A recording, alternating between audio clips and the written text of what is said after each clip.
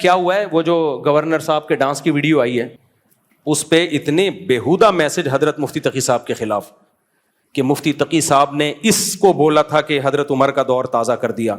تو اچھے کام پہ حکمران کو اپریشیٹ کرنا چاہیے کہ نہیں کرنا چاہیے؟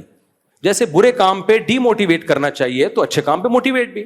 اب وہ یہ تھوڑی مفتی تقی صاحب نے قیامت تک کی گارنٹی لے لی ہے کہ نہ کبھی ڈانس کرے گا. یہ پاکستانیوں کا ظرف خدا کی قسم چھوٹا نہیں بلکہ بہت چھوٹا ہے. ساری زندگی کی ان کی محنت، حضرت کی پوری زندگی کی محنت ایک طرف، ایک جملہ پکڑ کے بیٹھ گئے کہ انہوں نے گورنر کو حضرت عمر سے تشبیہ دے دی. مفتی طارق مسعود کے بیانات کے لیے مفتی صاحب کے آفیشیل چینل مفتی طارق مسعود سپیچز کو سبسکرائب کریں. ایک اور بات سے بات، کل ایک بات دیکھو، حضرت مفتی تقی صاحب بھی انسان ہیں. کیا ہوا ہے، وہ جو گورنر صاحب کے ڈانس کی ویڈیو آئی ہے اس پہ اتنے بیہودہ میسج حضرت مفتی تقی صاحب کے خلاف کہ مفتی تقی صاحب نے اس کو بولا تھا کہ حضرت عمر کا دور تازہ کر دیا. مفتی تقی عثمانی صاحب گئے ہیں، انہوں نے گورنر کے کچھ اچھے کام دیکھے تو اچھے کام پہ حکمران کو اپریشیٹ کرنا چاہیے کہ نہیں کرنا چاہیے؟ جیسے برے کام پہ ڈی موٹیویٹ کرنا چاہیے تو اچھے کام پہ موٹیویٹ بھی. مفتی تقی صاحب بیچاروں نے جا کے ایک جملہ کہہ دیا کہ تم نے تو حضرت عمر کی سنت زندہ کر دی، راتوں کو جاگنا. مقصد تھا حوصلہ افزائی تاکہ یہ لوگ بھی علماء کے قریب آئیں.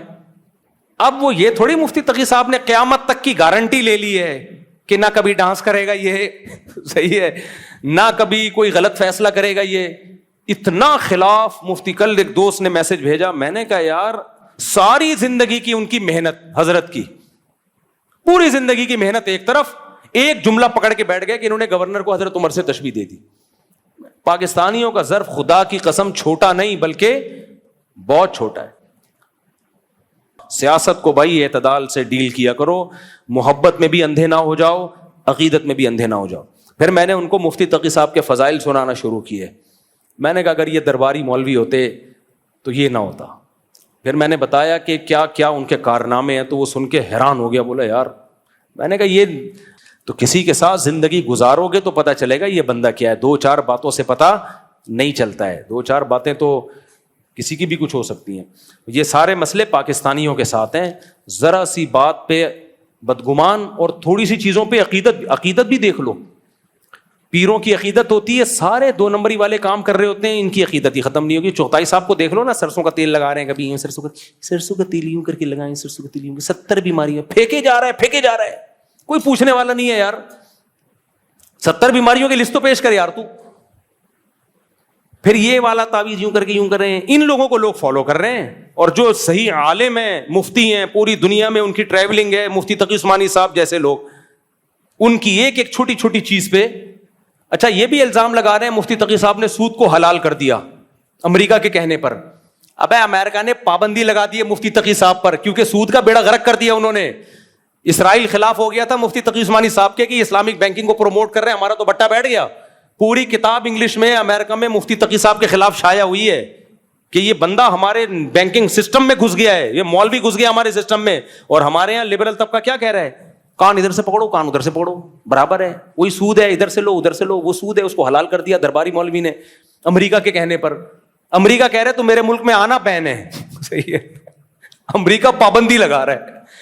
تو پاکستانی قوم ایسا لگتا ہے فرسٹریشن کا شکار ہے، بوکھلاہٹ کا شکار ہے.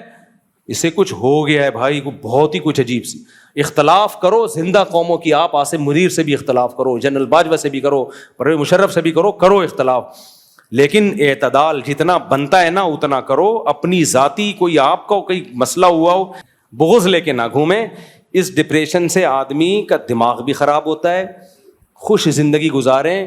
یہ سب ہمارے اکابر ہیں، مفتی تقی عثمانی صاحب بھی، مفتی عبدالرحیم صاحب بھی، اور جتنے بھی بڑے بڑے لوگ ہیں سب. پالیسیوں میں اختلاف ہے، کوئی ایک طریقے سے دین کی خدمت کر رہا ہے، کوئی دوسرے طریقے سے. اس سے بڑا اختلاف مولانا اشرف علی تھانوی اور مولانا حسین احمد مدنی میں ہوا تھا. مولانا حسین احمد مدنی بولتے تھے پاکستان نہیں بننا چاہیے، اشرف علی تھانوی رحمۃ اللہ بولتے تھے بننا چاہیے. یہ وہ زیادہ بڑا اختلاف تھا، لیکن دونوں مخلص تھے. آج بھی دونوں کے مریدین ملتے ہیں، وہ بھی ملتے تھے آپس میں. تو اتنا ڈیبیٹ کی حد تک رہے، ٹھیک ہے. آپ کو اگر مفتی عبدالرحیم صاحب کی وردی پہ اعتراض ہے، آپ بولو بھائی ہماری رائے میں یہ غلو کر دیا انہوں نے، ٹھیک ہے آپ کی رائے. میری رائے یہ ہے کہ بھائی وہ جو مشن لے کے چلتے ہیں وہ کسی کی پرواہ نہیں. وہ کہتے ہیں لیڈر وہ نہیں ہوتا جو قوم کے آگے آگے چلے، لیڈر وہ ہوتا ہے جو قوم کو اپنے پیچھے چلائے, وہ بتائے کہ ادھر جانا ہے ہم نے.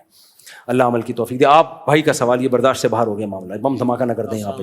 السلام علیکم. دھماکہ نہیں کریں گے, پنجاب سے آئے ہوئے ہیں آپ سے ملنے کے لیے. اچھا, میرا ایک سوال تھا, پہلے پچھلے جمعے میں آیا تھا یہاں پر, تو آپ کے گارڈوں نے ملنے بھی نہیں دیا. گارڈوں نے ملنے نہیں دیا, وہ ٹائم لے کے نہیں آئے ہوں گے نا آپ. ٹائم لے کے تو نہیں آ سکتے تھے, نمبر کسی کا. اچھا چلو اب تو مل لیا. ہمارا سوال یہ ہے کہ کیا زنا ایک قرض ہے؟ نہیں بیٹا, یہ بات غلط مشہور ہے کہ زنا ایک قرض ہے. آپ نے زنا کیا تو آپ کی بہن بیٹی کو چکانا پڑے گا, ایسا نہیں ہے.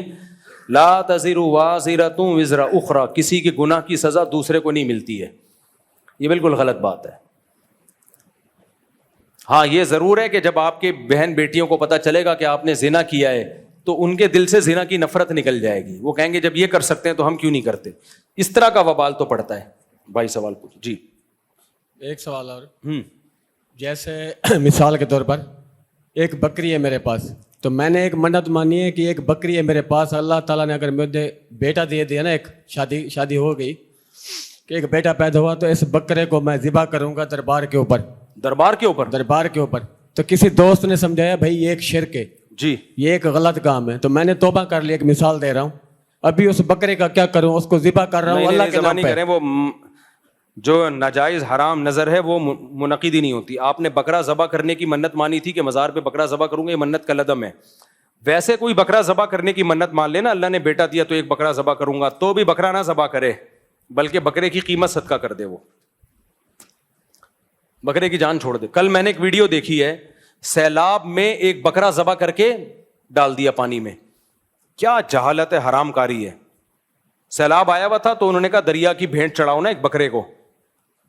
زمانے جاہلیت میں ایسا ہوتا تھا جیسے دریا نیل میں کرتے تھے لوگ, تو یہ جاہلیت ہے بھائی. بکرے کو ذبح کیا, وہ بےچارا اس کو تڑپ بھی رہا ہے اور اس کو ایسے ہی تڑپتی حالت میں دریا میں ڈال دیا, تو یہ تو ظلم ہے جانور کے اوپر, تو یہ حرام ہے, ناجائز ہے. اس سے کوئی دریا وریا نہیں رکے گا, نہ دریا پہ اثر پڑے گا اس سے. السلام علیکم. وعلیکم السلام. میں جس سوال کے لیے آیا تھا اس کا جواب مجھے بیان میں مل چکا ہے. بیان میں مل گیا؟ کیا سوال تھا؟ مگر اس کے علاوہ بھی طلاق کے متعلق تھا. جی تو اس میں یہ ہے کہ آپ نے بولا کہ عدت کا نان نفقہ دینا پڑے گا, تو مجھے یہ پوچھنا ہے کتنا دینا پڑے گا, اور نان نفقہ کتنا دینا پڑے گا وہ ہر ایک کا الگ معیار ہے. آپ کی آمدن کتنی ہے, آپ کی بیوی کی ضرورت کتنی ہے, اس حساب سے نان نفقہ متعین ہوتا ہے. وہ یہ بھی بول لیے کہ لیکن آپ نان نفقہ اپنے اوپر بھی خرچ کیا کریں.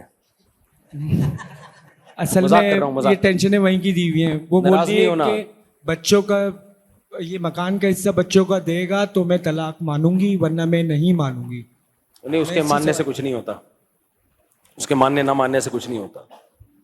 مکان کا جو حصہ شرعی بنتا ہے وہ وراثت مرنے کے بعد دینی پڑے گی. کچھ سوالات پھر رہ گئے, آج جواب